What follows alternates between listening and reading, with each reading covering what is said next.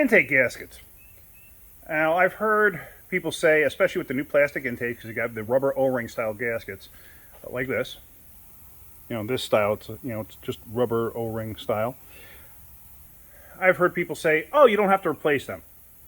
Why not? Why don't you have to replace them? They create vacuum leaks. Now, I've seen plenty of times where people actually don't replace them and they wind up with lean codes and all sorts of stuff, idling problems and whatnot. Now, let me show you here on this 90,000 mile Toyota motor. 90,000 miles, that's all it's got. Here's the intake that I have off. The gasket's still in there. You see that? You see how flat that is?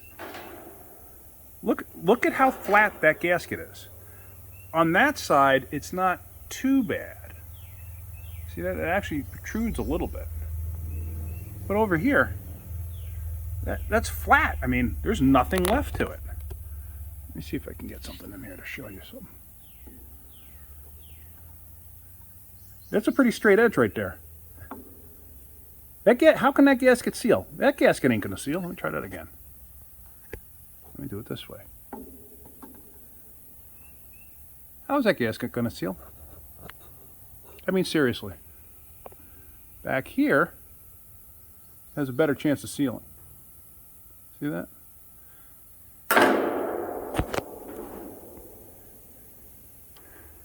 My point is, don't cheap out, especially when you're at this point. Just change the gasket. It's something that's going to save you a lot of aggravation. Now, I'm going to wipe this thing down, and I'm going to change the gasket, and I'm going to show you how the new gasket sits. Now, like I said, here, look at this again, one last time, and let me show you, like, from the profile portion.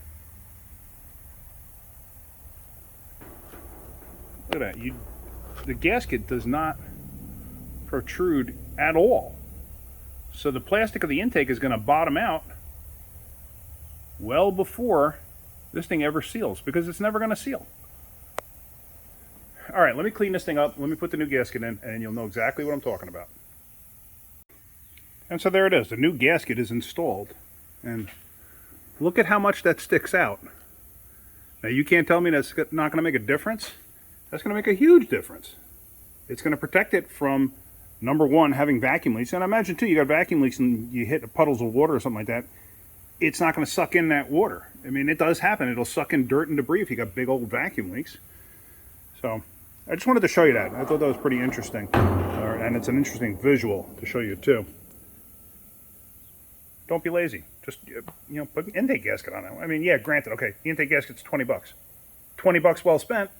Because now imagine you put this all together and you got a huge vacuum leak and you're setting PO 171 codes for lean. Now you got to take it all apart again. What's cheaper? Doing it now? Yeah, I think so. All right, guys. If you get anything out of my videos, hit that like button. If you could, please subscribe. Thank you very much. Have a great day. Keep wrenching.